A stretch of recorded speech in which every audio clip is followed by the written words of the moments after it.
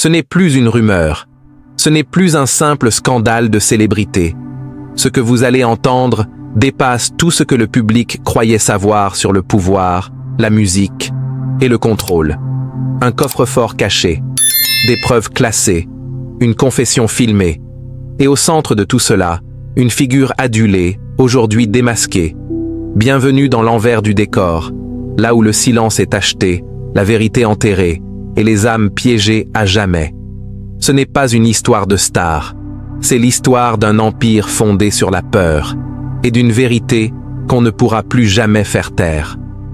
La tension dans la salle d'audience était palpable, presque étouffante. Les journalistes, accrochés à leurs stylos, retenaient leur souffle, attendant l'instant fatidique. Lorsque les portes s'ouvrirent lentement, un silence lourd tomba sur la pièce. Un homme fit son entrée, pas une célébrité, pas un orateur charismatique, mais celui que tout le monde attendait. L'agent principal du FBI en charge de la perquisition au domicile privé de Sean Diddy Combs. Il marcha jusqu'à la barre sans théâtralité, mais chaque regard s'était déjà fixé sur lui. Ce n'était plus une affaire de rumeurs ou de théories. Ce qu'il s'apprêtait à dire, c'était la réalité, certifiée par les autorités fédérales. Le juge lui fit signe. Le procureur s'avança et demanda d'une voix calme mais lourde de sens. « Agent Monroe, pouvez-vous décrire à la cour ce que vous avez découvert dans la chambre forte dissimulée dans la propriété de M. Combs, à Beverly Hills ?» Un court instant, l'agent fixa un point invisible devant lui. Puis, il parla, chaque mot pesé, sec comme un coup de marteau. La pièce était cachée derrière un mur factice, au sous-sol. L'accès nécessitait une identification biométrique. Même le personnel de maison ignorait son existence. Des murmures parcoururent la salle, des regards échangés, des visages figés. L'équipe juridique de Diddy s'agita. Lui, en revanche, restait immobile, les mains crispées au point d'en blanchir les jointures. Monroe poursuivit, sans détour. À l'intérieur, nous avons découvert un vaste ensemble d'archives, physiques et numériques. Des compartiments étiquetés, des disques cryptés, des dossiers datés et codés. Mais ce qui ressortait le plus, c'était l'organisation. Le procureur fronça les sourcils. Quel genre d'organisation ? L'agent inspira profondément. Une section entière était intitulée Assets, actifs. On y trouvait des dossiers contenant des images, des contrats, des échanges, remontant parfois à plus de 20 ans. Ce n'étaient pas de simples documents professionnels. C'était du levier, des outils de chantage, des secrets intimes, des vidéos, des enregistrements audio, certains accompagnés de transcriptions et de marques temporelles. Un frisson parcourut la pièce. Chacun se posait la même question silencieuse. Jusqu'où cela allait-il ? Monroe, plus grave encore. Nous avons également trouvé un carnet manuscrit. Il mentionnait des noms, certains célèbres, d'autres du milieu, suivis de remarques comme « payé »,« docile »,« utile encore » ou « à activer en temps voulu ». Ce n'était pas un journal, c'était un tableau de gestion du pouvoir. Un nouveau détail glaça la salle, une salle dans la salle. Une pièce verrouillée par un autre code. À l'intérieur, un coffre. Le contenu est en cours d'analyse, mais une chose est claire. Cette chambre forte n'était pas un lieu de refuge, c'était un poste de contrôle. Un silence de plomb s'abattit. Plus un mot, plus un mouvement. Monroe se pencha légèrement vers le micro. Ce qu'il allait dire allait faire basculer l'audience dans un abîme plus sombre encore. Parmi les fichiers numériques, notre équipe a découvert un dossier nommé « Assurance, niveau rouge ». Le procureur leva un sourcil. « Niveau rouge ?» Monroe acquiesça. D'après la classification du FBI, cela désigne un contenu d'une sensibilité extrême, impliquant soit du chantage à l'échelle criminelle, soit des enjeux de sécurité nationale, voire des menaces directes à la vie humaine. Dans ce contexte, cela semblait être la dernière carte de Diddy, un système de survie basé sur la menace. À l'intérieur de ce dossier, des vidéos, des transactions invisibles, des enregistrements secrets et même des documents falsifiés. Ce n'était pas une assurance, déclara Monroe d'une voix ferme. C'était un mécanisme d'extorsion anticipé. À la demande d'un exemple, il cita un extrait troublant. Un cadre de l'industrie enregistré à son insu lors d'un séjour privé. Des aveux personnels, des échanges crus. Mais ce qui glaçait le sang, la provenance. Le dispositif d'enregistrement provenait d'un des pavillons d'invités de Didi. Ces personnes ignoraient totalement qu'elles étaient surveillées, ajouta l'agent. Et chaque contenu était minutieusement catalogué avec des métadonnées retraçant leur parcours, leurs contrats et leurs décisions publiques. Ce n'était pas juste un système de conservation, c'était une machine de contrôle. Dès qu'une personne menaçait de se retourner contre lui, Didi avait déjà l'arme prête. Une munition parfaitement ciblée.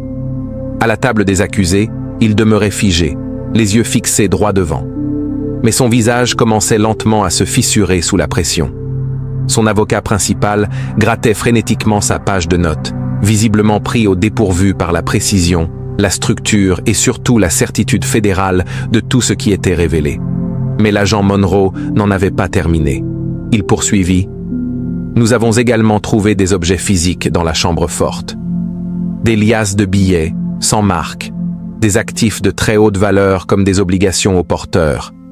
Mais le plus inquiétant, plusieurs passeports, tous sous de faux noms, délivrés à des années d'intervalle, tous utilisés, tous tamponnés. Le juge s'enfonça dans son siège, manifestement troublé, mais garda son calme. Le jury, en revanche, peinait à masquer son malaise. Une jambe agitée, un regard figé, une main couvrant une bouche entr'ouverte.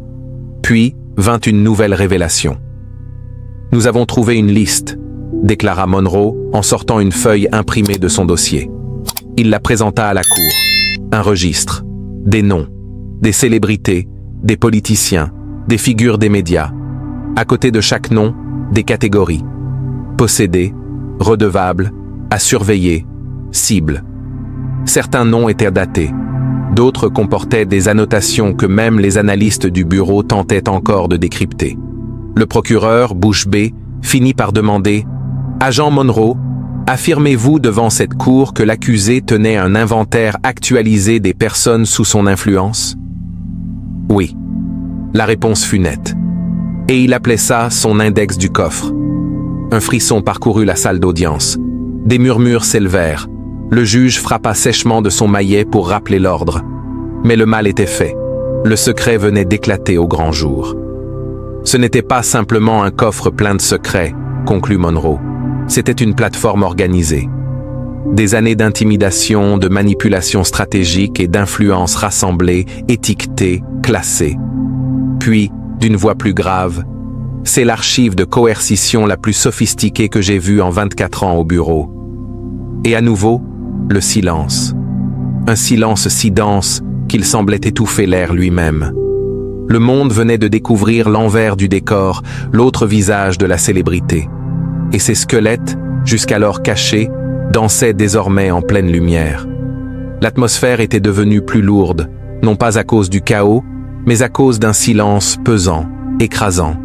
Monroe, toujours impassible, laissa pourtant percevoir une froideur nouvelle dans sa voix, comme s'il peinait lui-même à digérer ce qu'ils avaient mis au jour dans le sanctuaire personnel de Didi.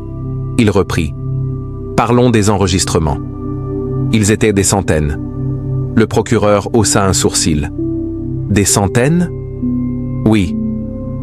Monroe hocha la tête, grave. Chaque fichier avait été catalogué, indexé par année, lieu, sujet, la majorité en audio, certains en vidéo, et presque tous obtenus sans le consentement des personnes enregistrées. Cette affaire ne relevait plus seulement du pouvoir. C'était devenu une guerre psychologique, un réseau d'espionnage, un empire bâti non pas seulement sur le talent, mais sur l'ombre et le silence. Un fichier retint particulièrement l'attention. Son titre, Ressources de repli, djne.com. Un échange d'1 heure. La personne enregistrée était manifestement sous influence. Elle partageait des récits, des confidences personnelles, des secrets de l'industrie, même des failles juridiques. Et à un moment donné, elle déclara « Si Puff me trahit, c'est fini, il a tout ». Des murmures s'élevèrent à nouveau. Ce n'était pas de la peur, c'était de la soumission totale. La preuve implicite d'un système dans lequel des individus étaient enchaînés sans barreaux visibles. Et c'était bien cela, selon Monroe, le cœur du système. Chaque fichier n'était pas de simple saleté à sortir. C'était de l'assurance. Pas pour se défendre en justice, mais pour obtenir le silence, la loyauté ou la soumission. Dans un autre enregistrement, un jeune artiste implorait une renégociation de contrat. La discussion était calme, jusqu'à ce que Didi dise « Tu veux ta liberté? J'ai une vidéo de toi à Vegas. Continue de rêver. » L'artiste ne répondit plus. Le procureur, cette fois, était réellement secoué. Il posa une question, la voix tendue. Y a-t-il eu des mineurs impliqués dans ces enregistrements?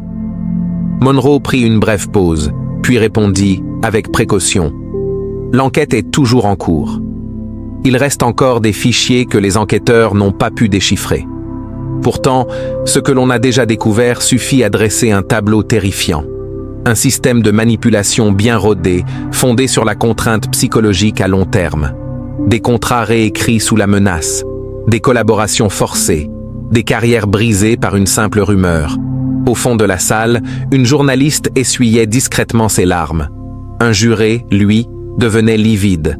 La vérité qui se déroulait sous leurs yeux n'était pas simplement choquante. Elle corrodait. Puis, l'agent Monroe sortit un objet du dossier de preuve. Une petite clé USB, fissurée, avec un côté fondu, comme si quelqu'un avait tenté de la faire disparaître par le feu. Cette clé a été retrouvée derrière un panneau dissimulé, juste derrière le mur principal de la chambre forte. Partiellement brûlée, elle avait malgré tout livré 2 fichiers vidéo. L'un d'eux est aujourd'hui sous scellé, tant son contenu est explicite et incriminant. L'autre, une réunion privée entre 2 hauts responsables de l'industrie. L'un d'eux est encore actif à ce jour. Monroe fixa les membres du jury droit dans les yeux. Il ne parlait pas de musique, il parlait d'humain, de qui faire avancer, de qui rayer, de qui maintenir sous contrôle. Didi, absent à l'image mais audible en arrière-plan, déclarait froidement « T'inquiète, j'ai des dossiers sur chacun d'eux. Ils bougent quand je dis de bouger. » Cette fois, il n'y eut pas de réaction bruyante. Le choc était dépassé. Ce qui dominait désormais, c'était le deuil d'une industrie à laquelle beaucoup avaient cru et qui s'avérait gangrenée jusqu'à l'os. Monroe reposa la clé sur la table avec une douceur presque cruelle. Voilà pourquoi les gens ne parlent pas. Pendant des années, certains se demandaient pourquoi des artistes disparaissaient soudainement, pourquoi des contrats échouaient au dernier moment, ou pourquoi des dirigeants se retiraient, même en position de force. Ce n'était pas la peur de perdre, c'était la peur d'être exposé. Il tourna son regard vers la table de la défense. Et toutes les preuves présentées jusqu'ici, chaque vidéo, chaque transcription, chaque message crypté, pointent vers un seul chef d'orchestre, Monsieur Combs. Didi ne réagit pas. Il restait là, les yeux rivés sur la table, absorbant l'ampleur de la forteresse qu'il avait construite et des décombres qu'elle laissait derrière elle. L'agent Monroe referma le dossier. Sa voix restait calme, mais portait la sentence finale. Cette chambre forte n'était pas seulement cachée derrière des murs, elle était dissimulée en pleine lumière, dans les sourires, les contrats, les unes de magazines. Et maintenant qu'elle est ouverte, la vérité ne pourra plus jamais être enfermée. Le silence qui s'ensuivit n'était pas vide. Il résonnait du bruit d'un héritage qui s'effondre, brique par brique. Alors que la salle tentait de digérer l'horreur déjà révélée, Monroe s'éclaircit la gorge. Son ton laissait deviner que le pire était encore à venir. Tous, instinctivement, se redressèrent. L'énergie venait de basculer. L'ambiance était plus sombre, comme si même les murs pressentaient que la suite allait franchir un seuil encore plus sinistre. Il y avait une autre section, dit-il d'une voix plus basse, mais plus précise. Nous l'appelons la salle d'archives. Cette pièce, complètement distincte du stockage principal, était cachée derrière un panneau audio du studio. L'accès ne se faisait que par scanner rétinien. Une seule correspondance, celle de Shaq Combs. Le juge se pencha. La galerie retint son souffle. À l'intérieur de cette salle d'archives, poursuivit Monroe, se trouvaient les informations les plus sensibles de toute la propriété. Des disques durs intégrés dans les murs eux-mêmes. Pas des sauvegardes, des archives de surveillance. Plus de 60 téraoctets de vidéos, des caméras corporelles, des séquences de drones. des angles captés par caméra cachée dans les propriétés de Didi et d'autres lieux encore. Des jurés reculèrent instinctivement. Ce n'étaient pas des enregistrements de sécurité, c'étaient des captures ciblées, personnalisées. L'un des dossiers portait un nom glaçant.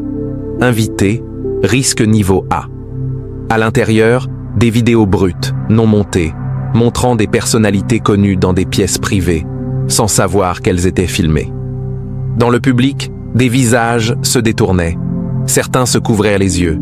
D'autres restaient figés, incapables d'accepter ce qu'ils entendaient. Mais ce n'était pas tout. Monroe reprit, plus sombre encore. Un autre dossier était intitulé « Agent » et à l'intérieur, des scripts. Oui, des scripts rédigés noir sur blanc, avec des guides de conversation, des techniques de manipulation, des notes comportementales. Ces documents expliquaient comment obtenir des faveurs, de la loyauté ou du silence de la part de cibles bien précises, des artistes sous contrat, des personnes impliquées dans des affaires sensibles. Il marqua une pause pour laisser l'information s'imprimer, puis désigna un document en particulier. Son titre, Phase 4, Protocole d'effondrement. Un plan de contingence. Si Didi était un jour inquiété, arrêté ou tué. Le fichier détaillait les récits médiatiques à déclencher, les fichiers à libérer anonymement, les alliés à utiliser comme bouclier médiatique. Le procureur l'interrompit doucement. Pour que ce soit clair, ce ne sont pas des délires paranoïaques? Non, répondit Monroe sans hésitation. Ces documents n'étaient pas improvisés. Ils étaient structurés, professionnels, et selon les experts en comportement du FBI, rédigés avec une précision méthodique. Quelqu'un ayant reçu une formation avancée en psychologie ou en stratégie avait participé à leur rédaction. Ce n'était pas un mécanisme de défense, c'était un arsenal conçu pour contre-attaquer. La salle d'audience était figée dans une étrange immobilité. Un autre fichier, nommé Legacy Reddit, répertoriait des journalistes, des agences de relations publiques, des plateformes médiatiques. On y trouvait des relevés de paiement, des factures émises par des sociétés écrans, ainsi que des notes précisant quelles histoires publier, quels journalistes approcher et quels médias éviter. Le juge expira lentement, essayant de garder son calme. Mais un léger tressaillement trahit son trouble. Il devenait impossible d'entendre ces révélations sans être touché. L'agent Monroe regarda le jury droit dans les yeux. Qu'on soit clair, il ne s'agit pas d'un homme protégeant simplement son image. Ce que nous avons découvert, c'est l'œuvre de quelqu'un qui se croyait intouchable. Quelqu'un qui ne faisait confiance à personne, pas même à ses proches. Quelqu'un qui a bâti un empire sur la surveillance, le silence et la destruction. Puis sa voix baissa d'un ton, et puis il y avait l'enveloppe. Un nouveau frisson traversa la salle. Elle portait, écrite à la main, « Pour mes yeux uniquement. B ». À l'intérieur, une seule carte mémoire. Son contenu est désormais placé sous examen restreint par les autorités fédérales. Mais Monroe ajouta ceci. Ce que contient cette carte a déjà déclenché de nouvelles enquêtes. Et cela pourrait redéfinir non seulement la vérité sur M. Combs, mais également sur toute une partie de l'industrie. Plus personne ne bougeait. Ce n'était plus une affaire de célébrité. Ce n'était plus une affaire de musique. C'était une leçon de pouvoir absolu. Comment il se construit, comment il se camoufle, et comment il détruit tout ce qu'il touche. Pour la première fois depuis le début du procès, la salle d'audience ne ressemblait plus à un tribunal. Elle avait l'allure d'une scène de crime. L'air n'était plus froid à cause de la climatisation. C'était une froideur plus profonde, plus spirituelle. Le genre de froid qui vous envahit quand vous entendez quelque chose qu'on ne pourra jamais oublier. Quand la vérité rugit plus fort que le déni, et que l'on comprend enfin le prix du silence. Monroe se redressa légèrement, laissant à la salle quelques secondes pour respirer. Mais personne ne respirait vraiment. Puis, il se pencha à nouveau. Parmi les découvertes les plus inquiétantes, dit-il, figurent les documents financiers liés au coffre. Il désigna la pile de papier devant lui. Ce ne sont pas de simples relevés bancaires. Ce sont des registres codés, transferts offshore, portefeuilles numériques, noms d'emprunt, sociétés écran. Certains fonds étaient liés à l'achat de biens de luxe, d'autres à des règlements confidentiels, et certains à des retraits massifs d'argent liquide non identifiés. Le procureur fronça les sourcils. Ces règlements étaient-ils liés à des victimes mentionnées dans les fichiers? Oui, confirma Monroe. Plusieurs d'entre eux l'étaient. Et dans de nombreux cas, les paiements intervenaient juste après des menaces ou après que certaines personnes aient été filmées à leur insu. Il s'interrompit brièvement alors que la tension montait. Dans un cas précis, poursuivit-il, une personne a reçu 2,1 millions de dollars via une société enregistrée à Malte 4 jours après avoir signé, de force, semble-t-il, une clause de confidentialité. Cette même personne apparaissait ensuite dans les fichiers de Didi sous la catégorie « à surveiller, état stable, ne pas provoquer ». Un murmure choqué parcourut la salle. Le juge leva la main pour demander le silence, mais lui aussi avait du mal à cacher son propre trouble. Puis Monroe ajouta, plus bas, « Nous avons ensuite trouvé les manuels de briefing. » Tous les regards se tournèrent vivement vers lui. Des classeurs reliés en cuir, classés par année et trimestre, comme des rapports de stratégie. Mais il ne s'agissait pas de commerce. C'étaient des profils psychologiques. Les jurés se penchèrent à nouveau, presque trop effrayés pour cligner des yeux. Chaque dossier contenait des informations sur des producteurs, des managers, des influenceurs, des athlètes de haut niveau. Avec des détails intimes, addictions passées, affaires extra-conjugales, dettes, troubles mentaux. Le plus troublant, certaines de ces données ne pouvaient avoir été obtenues que par des moyens illégaux. Dossiers médicaux, notes de thérapie, journaux d'appel privés. Une femme dans le public laissa échapper un cri étouffé. Tout, selon Monroe, était catalogué comme de la marchandise. Ces documents n'étaient pas faits pour protéger Didi. Ils étaient conçus pour anéantir les autres. Le procureur déglutit avec difficulté. « Agent Monroe, avez-vous trouvé des preuves de chantage en cours ?»« Oui, » répondit-il sans détour. « Plusieurs communications. » Il cita notamment une chaîne d'emails dans laquelle l'assistante de Didi était chargée de rappeler à un ancien partenaire que certaines vidéos seraient malvenues si elles réapparaissaient, surtout maintenant qu'il négociait un nouveau contrat. Le jury était livide. Les journalistes eux-mêmes avaient cessé d'écrire. Ils ne prenaient plus de notes. Ils n'intervenaient plus. Ils écoutaient simplement. Écoutaient le bruit d'un empire bâti sur le silence, qui s'effondrait lentement, brique par brique. Mais Monroe n'avait pas fini. Son regard devint plus perçant.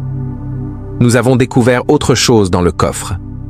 Un document intitulé « Initiative 109 ». Le procureur fronça les sourcils. Qu'est-ce que cela signifie? Monroe tourna quelques pages, puis sortit une photo. Il ne la montra pas, mais la décrivit. C'était un programme de recrutement. Il ciblait de jeunes artistes vulnérables, principalement des rappeurs débutants ou des danseurs ambitieux. On leur promettait la célébrité rapide, des fêtes privées, des rencontres confidentielles. Puis, plus rien. Chaque participant se voyait confisquer son téléphone, forcé à signer un accord, et un dossier était ouvert à son nom. Pour la première fois, la voix de Monroe se brisa légèrement. On ignore combien d'entre eux vont bien. Certains ont complètement disparu de l'industrie. D'autres ont laissé des messages énigmatiques en ligne, avant de s'évanouir. Et quelques-uns sont aujourd'hui introuvables. La salle fut traversée d'un frisson de pure horreur. Ce n'était pas juste de l'exploitation, déclara Monroe. C'était un système bâti sur la peur, géré avec une précision clinique, dissimulé sous l'apparence du mentorat. Mais plus personne ne posait de questions. Pas parce qu'il n'y en avait pas, mais parce que plus personne ne savait comment les formuler. Et Didi? Toujours immobile, la mâchoire crispée, les yeux baissés, son image brisée. Une image qu'aucun filtre, aucune retouche ne pourrait réparer. Monroe referma doucement son dossier. Nous n'avons fait qu'effleurer la surface. Mais une chose est certaine, ce n'était pas une stratégie pour protéger une marque. C'était une mécanique pour contrôler une industrie, une âme à la fois, un silence à la fois, un secret à la fois. Et à ce moment précis, au cœur d'une salle d'audience désormais figée dans l'effroi et l'incrédulité, une vérité s'imposa. Le coffre n'était pas seulement un endroit rempli de dossiers, c'était un miroir. et personne n'aimait ce qu'il y voyait. Monroe resta silencieux un instant, laissant le poids de ses derniers mots flotter dans l'air. Il observe la salle, les jurés figés, la presse sous le choc. Didi, telle une statue taillée dans la culpabilité et l'orgueil, refusait de flancher, mais se désintégrait de l'intérieur. Et puis, d'une voix calme mais tranchante, Monroe reprit. Il y avait une pièce que nous ne pensions jamais trouver. Des murmures étouffés réapparurent, cette fois plus hésitants, presque apeurés. Nous ne l'avons localisée qu'après avoir repéré des incohérences dans les plans architecturaux. Sous la chambre forte principale, il existait une sous-structure scellée. Aucune porte, aucun accès visible, rien. L'équipe utilisa un radar à pénétration souterraine. Ils découvrirent un escalier dissimulé derrière le béton. Il fallut des heures pour le forcer. Des jurés échangèrent des regards incrédules. L'un d'eux secoua la tête, incapable de concevoir l'ampleur de cette construction. Nous avons appelé cet endroit Sub-Zero. C'était inscrit sur une plaque d'acier près de l'escalier. À l'intérieur, Monroe marqua une pause. Ce que nous avons trouvé n'avait rien à voir avec des fichiers ni de l'argent. Ce sous-coffre servait à entreposer autre chose, des instruments d'intimidation. Le procureur leva un sourcil, lui demandant d'expliquer. Il y avait des mannequins, dit-il. Oui, des mannequins habillés avec les vêtements de vrais artistes. Des impressions grandeur nature de domicile, des plans d'enregistrement de studio, des scripts de conversation, des jeux de rôle, mais pour manipuler. Une salle d'entraînement psychologique. Du fond de la salle, on entendit quelqu'un souffler « Seigneur Jésus ». Mais Monroe n'avait pas terminé. « Et ça va encore plus loin », dit-il, la voix désormais grave, presque funèbre. Une installation de projection diffusait en boucle d'anciennes rencontres, interviews, performances, entretiens, tous analysés et annotés. Sur les images, points de levier, faiblesse émotionnelle, phrases déclencheurs. Didi étudiait les gens comme des produits, des outils de contrôle, pas pour se défendre, mais pour les briser. La pièce semblait se refermer sur elle-même. L'assistant du procureur s'était couvert la bouche, visiblement secoué.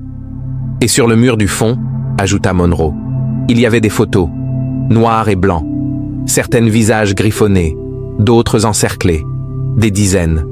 Sous chaque photo, une date. Des dates qui coïncidaient avec des overdoses, des effondrements mentaux, des ruptures de contrats mystérieuses.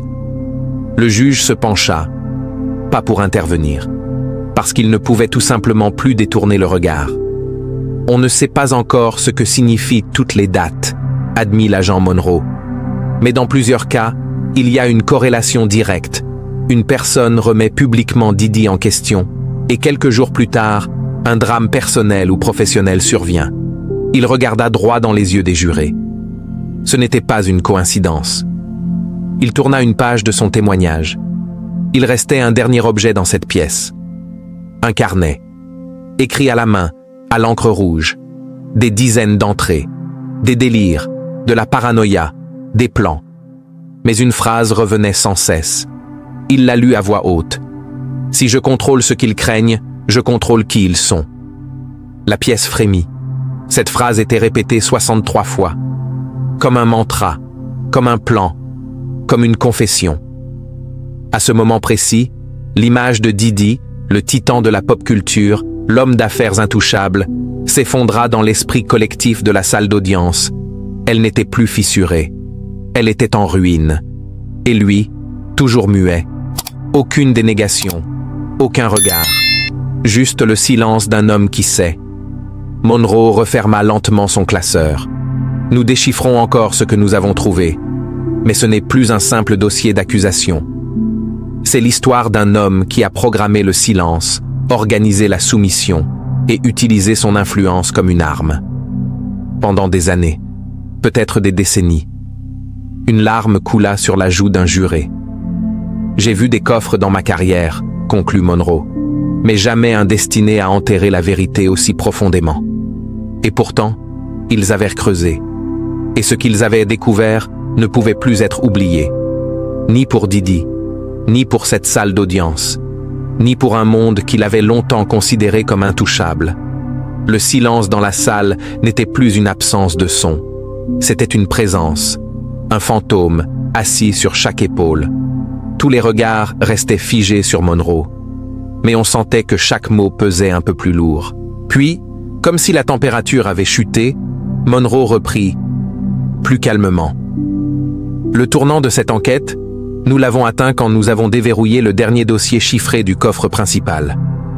Il marqua une pause, pas pour l'effet dramatique, mais parce que la phrase suivante allait changer le procès et à jamais réécrire l'histoire de Sean Diddy Combs. Le dossier s'intitulait « Iker ». Un frisson traversa la salle. Même les avocats de Diddy relevèrent la tête. Icarus contenait un seul fichier, une vidéo, environ 27 minutes, datée d'il y a 2 ans. Pas de montage, pas d'effet, juste la vérité, à nu. Le procureur s'approcha. Et que montrait cette vidéo? Monroe le fixa droit dans les yeux. Une confession. Le souffle de la salle s'arrêta. Monroe hocha lentement la tête, laissant le poids de ce seul mot s'installer dans tous les cœurs. Une cabine d'enregistrement. Une caméra. Diddy, seul. Pas de musique. Pas de décor. Juste lui, en train de tourner en rond, transpirant, se parlant à lui-même. Au début, on dirait un effondrement psychologique. Puis, il s'assoit, regarde droit dans l'objectif et dit « Vous pensez que j'ai pas prévu tout ça? Vous croyez que je ne connais pas le jeu? J'ai vu des hommes monter et je les ai fait tomber. Ils croient tous qu'ils sont libres, mais c'est moi qui écris le script. » Les jurés restèrent pétrifiés. Il continue. Il cite des noms, des célébrités, des dirigeants, des artistes. Il explique comment il les a manipulés, menacés, enregistrés. Il admet avoir mis en place les systèmes de surveillance. Il décrit comment il a organisé des campagnes de diffamation. Mais ce qui a choqué toute l'agence, dit Monroe en s'agrippant à la barre, c'est la dernière minute. Il regarde la caméra, sourit et dit « Même s'ils viennent me chercher, ils n'y croiront pas. Ils diront que je délire, que je joue un rôle. Peut-être que oui. Ou peut-être que je suis la raison pour laquelle personne ne parle. Peu importe. Le coffre contient la vérité. Et personne n'a les couilles de l'ouvrir. » Un murmure choqué envahit la salle. Monroe releva la tête. « On l'a ouvert, dit-il. Et maintenant, le monde l'a entendu. De sa propre bouche, sans pression, sans manipulation. L'homme qu'il est réellement. Pas le mogul, pas l'artiste, mais l'architecte de la peur. Même le juge, bouleversé, ne bougeait plus. Son marteau restait posé, ses yeux lourds. Le procureur s'approcha encore. « Agent Monroe, cette vidéo a-t-elle été authentifiée? » « Oui.